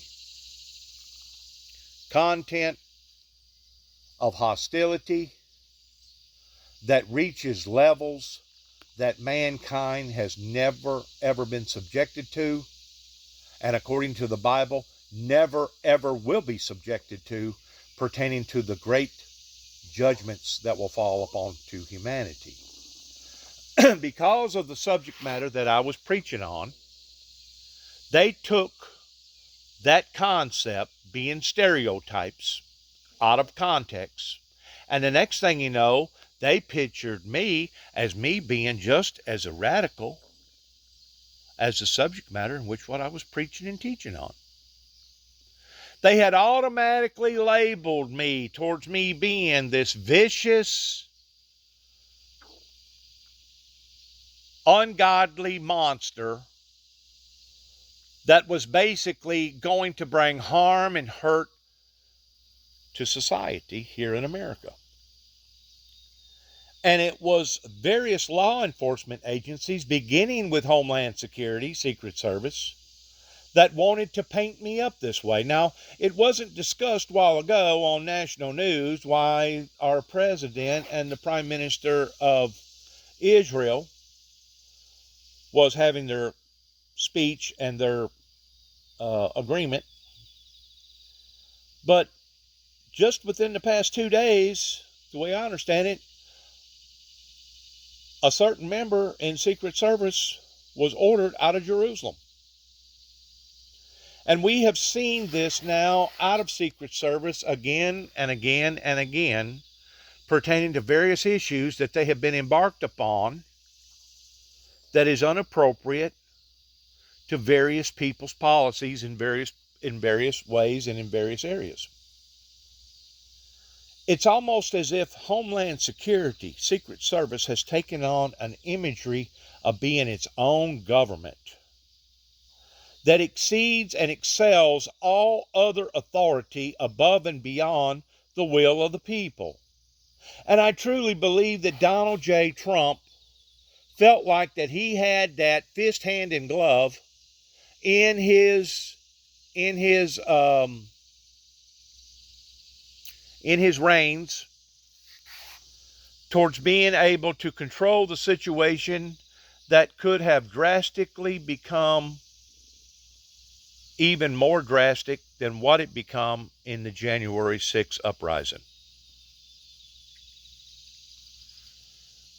Whenever you have this type of mental imagery of people that's being this radicalized throughout this country, then you have an unstableness that I don't think most Americans can conceive or begin to fathom towards what could actually be coming down the pike, not only over in the Middle East, but right here in the United States. In 2010, whenever I was falsely incarcerated because of me wanting to go up against the axis of evil pertaining to Satan in the flesh, pertaining to the Saudi Arabian prince and his government, I was ridiculed, chastised, penalized, and punished by the federal courts here in the United States. And I really and truly believe that they thought that I was going to be stupid enough to go in front of a bunch of psychiatrists up in Chicago, in MCC, downtown Chicago, right where the exchange market is, right there off of Riverfront, where the little canal comes down through there. I guess it's probably less than about 4 blocks from the Sears Tower. And of course, the federal prison system is right up the road there from it. But I really and truly feel like that they thought that I was going to be an idiot towards sticking my own foot in my own mouth, towards basically incarcerating myself, towards going in front of a bunch of psychiatric doctors and talking about a bunch of spooky stuff and a bunch of stuff that they'd probably never heard in regards towards the Antichrist, the one world government, the New World Order, the opening of the seals, pertaining to Satan now walking around in a fleshly body, pertaining to the 2 witnesses, that they was hoping that I would basically be institutionalized. That I would go to Springfield, Missouri, where the headquarters of the federal mental health facilities are, and that's where I would remain the rest of my life. But then whenever I returned back, they realized that God had protected me, and one way that he protected me is that he did not allow for the let me think of the right word. He did not allow for the false information to be distributed to Dr. Dana up in MCC in downtown Chicago pertaining to the federal courts. He did not allow for that information to ever get into the hands of Dr. Dana. And I think that that was done intentionally, because whenever you impose your ideals or your thoughts and you submit them to a panel or a doctor, you automatically are putting images of ideals into their heads. And out of all the times that I have ever been looked at, studied, analyzed, evaluated, I truly believe that the event that happened in 2010 in my life was probably the most fairest that I had ever went through. And of course, the event that happened in my life beginning in 2012, leading into 2013, being incarcerated, by the state of Kentucky was one of the most unfairest. But while I was in incarceration for approximately 6 months by the federal courts, being ordered to be studied, I went through a great deal of research in different areas. Some of them was about the Native American Indians, that they had a library up in MCC Chicago that elaborated on a great deal of information that I had never even dreamed of reading or understanding that happened to the Native Americans here in America, that I basically become self-educated about. But I also took notice of a great deal of things that was going on during that time in the papers pertaining to militia, and how that the militia had grown, and how that various doomsday preppers, such as the Davidians, was now taking charge in American people's lives all over America, exceeding the expectations towards how many people was actually getting ready for the sky to fall. How many people was getting ready for the doomsday scenario of our United States government failing. And it has been failing in intervals. Over here for a 20-year war, over here in this happening, over here in this happening, over here and that happening, trying to control this, trying to control that.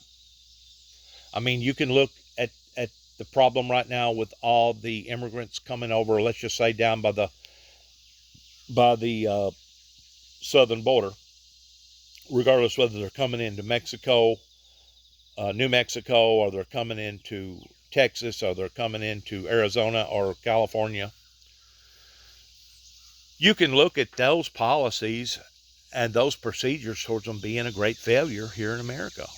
You can look at the gun violence, with so much gun violence, school deaths and drug overdoses, towards not being able to control our streets, towards making a safe environment for our citizens. You can look at all these things as them being failures from our United States government that I personally believe was a stem off towards what didn't occur that should have occurred in 1988. Because there are certain things that government officials can do that they may be able to get away with, but there are certain things that they cannot do that they will never get away with, such as plotting and planning against God and God's people. And that's exactly what has happened right here in the good old USA, to the point that now, today, we are suffering like we have never suffered before. We're going backwards, not forwards. Whenever you have an inflation that is now reaching the same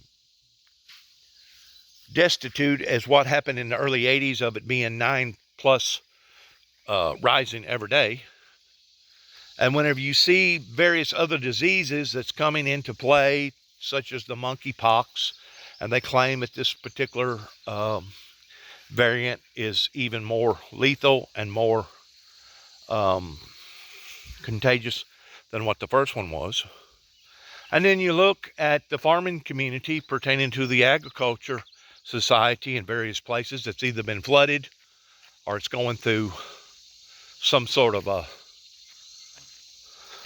drought right now. The only thing that's saving us right now pertaining to the drought situation in Northwest Tennessee is that we're still getting heavy dews. We're still getting heavy dews, and because of that,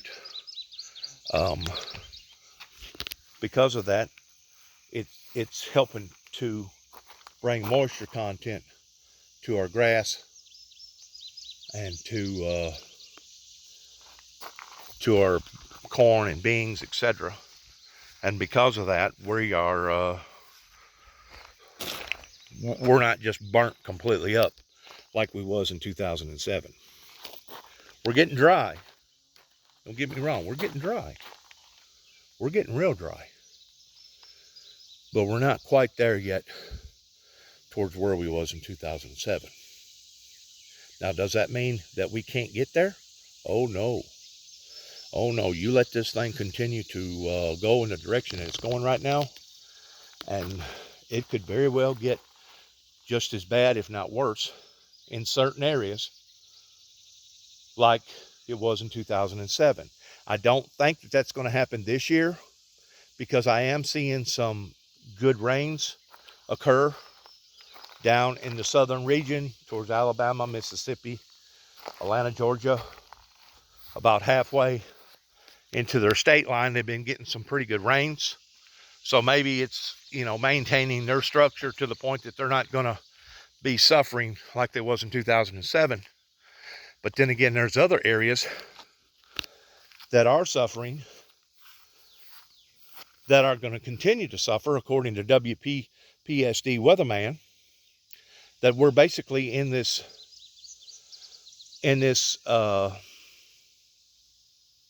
mole, per se, this pattern, that one or two rains is not going to stop what we're already in. I mean, whenever we're exceeding 90 degrees every day, and we've seen triple temperatures, and now I think through the weekend and possibly going into the beginning part of next week, they're talking about us possibly getting up in the triple range again. I mean, whenever you have this day after day after day, I was looking at the weather report in places like Dallas, Houston, places in Oklahoma. They have went for several days without any rain at all. And then I looked at a national scale pertaining to what's going on over in Europe and other places in Germany, and they're topping off in temperature ranges that they've not ever been there before. So you have to call it like it is in understanding the whole picture, not just part of the picture. You got to look at all the truth and the whole truth, rather than just looking at certain bits and pieces of the truth. That's the thing that has gotten us in trouble all along towards various people that want to walk out into the center stages with hope, but winds up in despair. And that's where I'm afraid we're heading to right now. Especially those who are not worshiping the Lord Jesus Christ in a sincere form, pertaining to the birth Christ, pertaining to the things that we've just got through looking at and experiencing towards the Star of David. Now, I'm not a smart man. I don't claim to be a smart man. I was a dropout. I'll admit I was a dropout. I had to help on the farm. I had to deal with an abusive father.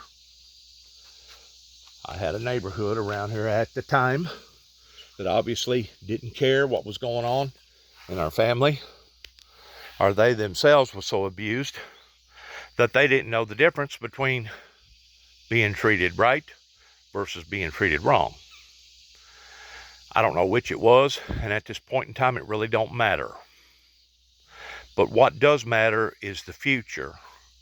For where are we going to go from this moment on, not only as a nation, but as a global, free, open, fair world pertaining to the United States being the leader thereof. For the next few months, I'm going to predict will probably be some of the most crucialist in regards towards what we do and how that we do it, that's going to make all the difference in the world in what goes on a year from now, or what goes on 10 years from now, in regards towards seeing this great nation grow and prosper the way that the Heavenly Father intended for it to grow and prosper. If we continue on the path that we are presently on, which is in the opposite range of peace and utopia pertaining to our divorces, our families being destroyed, our communities being destroyed, our school children being destroyed, young youth lives being destroyed. So many people that's out to harm and hurt others, towards the failure of our United States government towards allowing for these massive military-style guns to ever be sold in replica form here in the United States to begin with, that now are turning up onto its own people. If we do not wake up to the factors of what is happening and what has happened, I'm just afraid that the suffering, the anguish, the stress, the turmoil of people's lives being terrorized is only going to increase drastically in years to come. And this is the very thing that I was totally opposite against of the beginning phases of whenever I started the Windmill Ministries missions in 1989. You know, I've looked very, very carefully at people being stereotypes in believing some of the things that they believed in that started this resistance movement 30 plus years ago. And I'm thinking, okay, that was how they felt, and that was what they believed, and that was how they foreseen things then. But at the same time, I'm thinking to myself now, 30 plus years after that, okay, what is it going to actually take to get them to divert in their way of thinking? And rather than them being opposed to the Windmill Ministries, they actually support the Windmill Ministries. I don't have that answer. I know that only God has that answer. And if it takes us going down a long, struggling, bitter path of doom and gloom and uncertainty, I guarantee you that's the direction that we are going in presently right now, which is just the opposite of peace and utopia.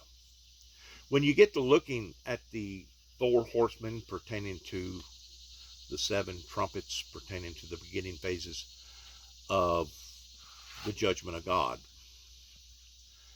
if you'll analyze that second horseman, the red horseman, pertaining that there was given power to him that sat thereon to take peace from the earth, and that they shall kill one another. It's more than just an oxymoron. It's more than just bittersweet. And you may be saying, well, what can be the extreme any further than an oxymoron or bittersweet? It is a blessing, but at the same time, it is a cursing. It talks about a curse towards people killing one another as much as it does a blessing towards there being peace, to be able to take peace from the earth. It's of the extremes. Black, white, up, down, good, bad. An oxymoron. It speaks about one thing, but on the other hand, it also speaks of the other. It's obvious that society in this area has taken my message out of proportion, and they judged me more so on the negative than they did the positive. And now it has put us where we are today, 30 plus years later, in the degree that now we are suffering the consequences on account of that. It is time for the American people to arise and awaken of the benefits of the positive more so than the destruction of the negative. It is time for the ministers that know anything at all about the Bible to acknowledge the things that I'm talking about is in fact real, true, and it's godly. Once more, I didn't write the book. I didn't interfere with the book. I didn't inspire nobody to write the book. The book got written, give or take, about 70 years, the way that I understand it, after the death and the resurrection of Christ. These are things that are written in concrete, stoned in concrete, that me, you, Northwest Tennessee, the people over in Kenton, Tennessee, the people in Martin, Tennessee, the people in Dresden, Tennessee, the people in Kentucky or Oklahoma or Washington, D.C. cannot change. You cannot change the will of God that has already been written in stone towards what's going to happen and why it's going to happen and when it's going to happen. I don't know when one day I will have the privilege of walking back up to this individual that I've already met in the doomsday devil's duel, pertaining to telling him or it that the time has come for it to surrender and for it to put away its material as well as its immaterial weapons that the Father has now pronounced in a letter of declaration through the Windmill Ministries missions, that the time has come, that Satan will be held accountable for its evil demonic deeds, even at the expense of seeing more and more and more suffering yet to come, unless we as a society are willing to learn from those mistakes, turn from those mistakes, and reunite, just as the Bible talks about, for I've not found thy works perfect yet, and to go back and to evaluate our lives and to evaluate the things that we're doing as Americans and make a recommitment to God. As far as I am concerned, which once more, this is my opinion, and I feel like that I have the right to that opinion, what the Prime Minister just said on national TV with our United States President indicates to me that instead of him going forward, he's still going backwards in not understanding that the very God that chose them as being the chosen people is not the very God that supports the LGBTQ, homosexual, transvestite communities. And until people are willing to look at this towards it not being directed from me, because all I am is just a messenger, but it's coming from God himself, the creator that created all the creations other than the creation of bad. God did not create the bad. That falls up into the ranks and the shoulders of Satan and the demonic Luciferian entities that ever corrupted mankind to begin with, whenever he contaminated Eve by contaminating Adam. Misery, horror, sorrow, for the devil is out to kill, steal, and destroy. That is the author of confusion that has got us where we are today in all these inadequacies that we're having to deal with on a day-to-day, now everyday level, regardless whether it's we're having to deal with it on a financial level, regardless whether we're having to deal with it on a environmental level, or we're having to endure it in other ways. The reason for this sorrow and this misery is not of God, but of the devil and the devil's people. I just want to say, in ending of this particular message coming today on the Windmill Ministries social media platform, that the time is not too late for us to reevaluate ourselves and to get it right according to the Bible before God does throw us off in the Great Tribulation. If we continue on the path that we are on, we are not only heading towards Great Tribulation, but we will meet our destiny shortly thereof. And whenever I say our destiny, I'm talking about the destiny that obviously Satan and Satan's people has persuaded various members of society to take a part of, that has now been substantially painful for not only the adult society, but also for the innocent society. I pray that we will turn from those wicked and sinful ways, and that we will go back to the altar and get our lives right before it is too late.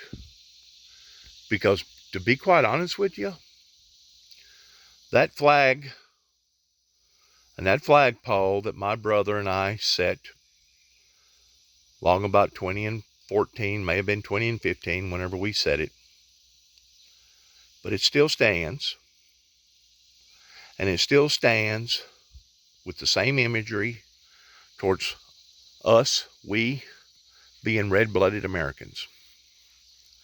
I am tired. I'm rolling the wheels and the cable off of that flag eventually, if it goes up and down many more times, to the point that I don't know how much longer that flag can endure, or the flagpole itself can endure, towards having to go down, pertaining to a catastrophe, towards going up, towards going down, in regards towards another catastrophe, towards going back up. I don't know how many more times that's going to occur. That absolutely breaks my heart. And I know if it breaks our hearts, it has to break the hearts of the Heavenly Father, His heart. That how many more times is it going to have to go down before it goes back up, and then it goes back down, before we as a society, regardless whether we claim to be a religious Christian society or not, but how many more times are we as a society going to put up with all these inadequacies before we're going to stand up and do something about it? I thank God for the children today that has made various moves towards wanting to stop the gun violence. I thank God for various parents that have stood up pertaining to what went on down in Texas recently, about 5 weeks ago, of the school shootings, of dissecting and analyzing how cowardly that various law enforcement agencies acted during that time. I thank God that people such as myself is standing up, and they're giving their voice. They're telling their emotions. They're putting themselves out there on a limb, because at this point in time, what else do we have to lose other than the very life that now is in our bodies that causes us to live?